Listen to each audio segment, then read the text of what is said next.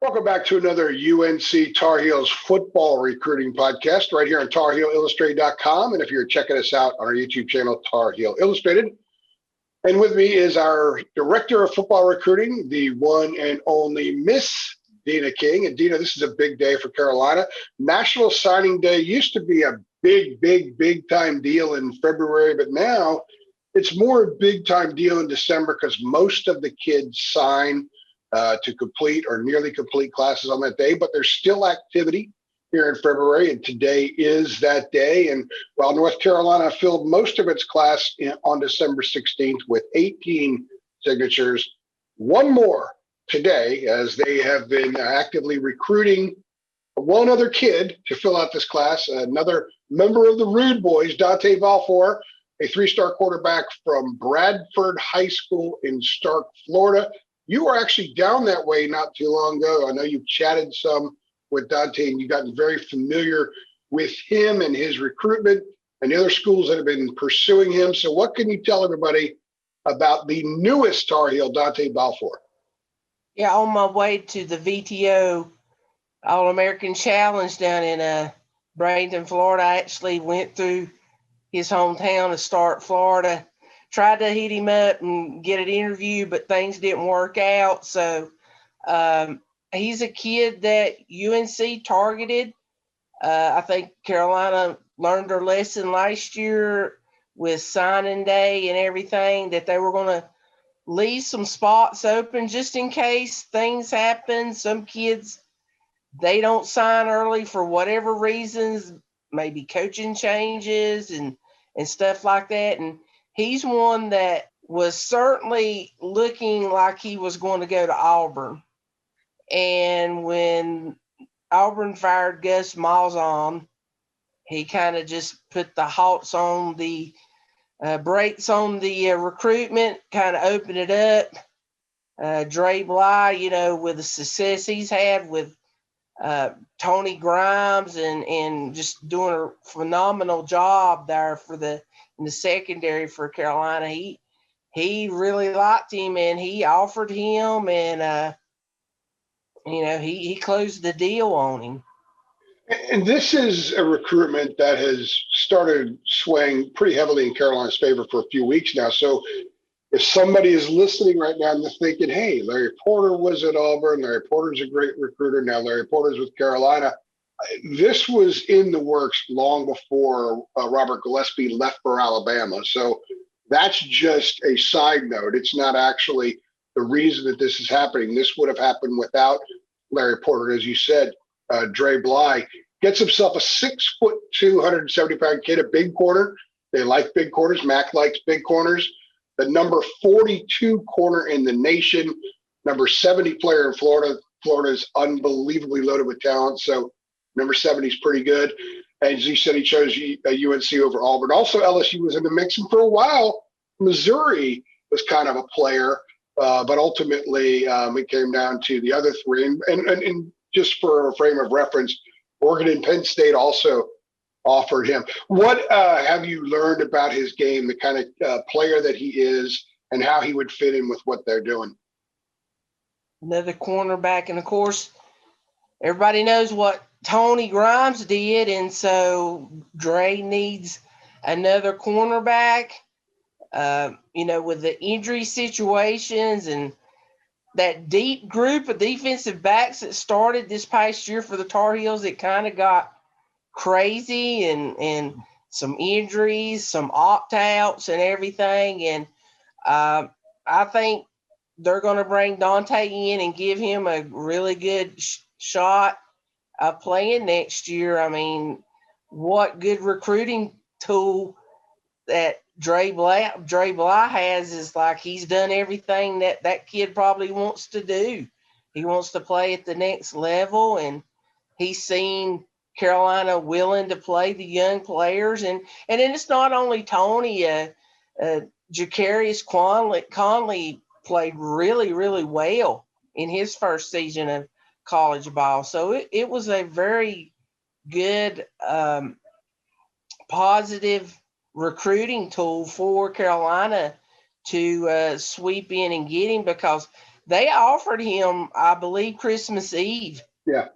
And they've really had a lot of momentum. And so, like you said, he picked Carolina over Auburn and LSU, who, with the new coaching staff, they tried to really reel him back in, and LSU did a good job too, trying to get him to go to Baton Rouge. But ultimately, Coach Bly, Coach Bateman, Coach Brown won out. And the other thing, too, is even if he doesn't get on the field right away, because there would be a lot of competition there, Mack has said, and I've had other coaches say in the past, that they want to bring in the kind of recruits that are there for 3 years. Because if they're there for 3 years, that means they're going out to the NFL. That means they're really good. So when you look at the talent that they have in that room right now, Dontae Balfour may not come in and compete a lot for a spot on the field, certainly defensively right now. But a year of working with Dre and being a part of the Rude Boys, he could be ready in 2 years, or in 2 seasons from now. Tony Grimes, we know, is on a fast track. The whole plan there is to get to the NFL as soon as he can get to the NFL. So I think that the thing that I really like about this is that you're bringing a guy in who can grow in that room. And if you have some defections because guys get really good and leave, you have a dude that's in there. He's learning the way that they do things, getting coached up, and will be there and to take advantage of an opportunity in a couple of years, perhaps when one of those spots open. Also, really good athlete, long kid, someone that could play on special teams right away. They like to get freshmen on the field. If they can help them, they're going to play them.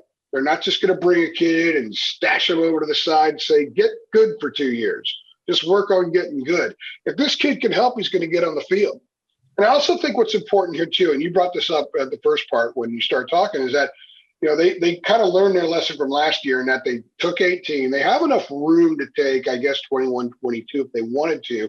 And they had the grad transfer from Tennessee, and there might be some other things that open up down the road, especially with respect to a possible transfer. So they like to give themselves some of that room in case something does pop up, like you said. And I think with this kid, it was someone that they were watching. I don't know how much they were watching, but he didn't get the offer until Christmas, and that's I don't know how long after Malzahn was fired. So clearly they made the offer and they dove right in. And you talked to him not long after the offer, and there was already a lot of interest on his part right away. Dre Bly factor. Yeah, Dre Bly factor is significant. He's just we keep saying that name, and he is. There was a lot of question marks when Coach Brown hired Dre. We knew Dre's personality. He could recruit because of his personality and his roots in Charlotte and the Tidewater. Now he's showing he can branch out down in Florida and Carolina. We've seen them starting offering a lot of regional kids. And, I have my own ideas about that because, Florida did play this fall. They got game film on those kids. Georgia did play. They got game film of them. South Carolina did too. North Carolina and Virginia didn't. So we've been seeing some early offers, some more 22 offers going out, some 23 offers going out, but they're not really North Carolina kids. And I've told you that may be kind of some backlash for North Carolina not playing in the fall, but now they're going to start playing in the spring. And these coaching staffs, even though it can't be in-person evaluations, they can see them on game film. And it's fresh. Maybe some more North Carolina kids get offered because, that's the ultimate goal is Mack wants to get as many North Carolina kids on the roster, but cherry pick different areas and recruit the stuffings out of that recruiting blueprint from Northern Virginia, Washington, D.C. down to possibly Northern Florida. Yeah, well, that's kind of been the print for a while. A lot of the kids that Larry brought in were from Florida. Michael Carter was from toward the Panhandle, Navarre, and they've had success in the Jacksonville area. I do think Atlanta for sure up to DC is where the staff would like to go, but they are not going to have any issue with going to Florida like they did for Dontae Balfour. Good pickup. This was something that was been brewing for a while, Deana. So I think the Carolina staff feels very good about it. They zeroed in on him. He was their target for the next wave here with the second signing day, and they got him in. So it's 19 kids for 2021. Pretty good haul. Yeah, this class is a building block. Kind of started last year, and you add the 21, and then you're going to add the 22. So Mack is building. He's building for depth. He's building for a championship run. No doubt about it. And Dontae Balfour, they hope, is a part of that process for the next several years. She's Deana King. I'm Andrew Jones. If you like this video, go ahead and click like. Go ahead and hit subscribe so you get updates every time we upload a video. And we do it often about UNC football, basketball, recruiting, and the Tar Heels. We go wherever the Tar Heels go. Thanks for stopping by.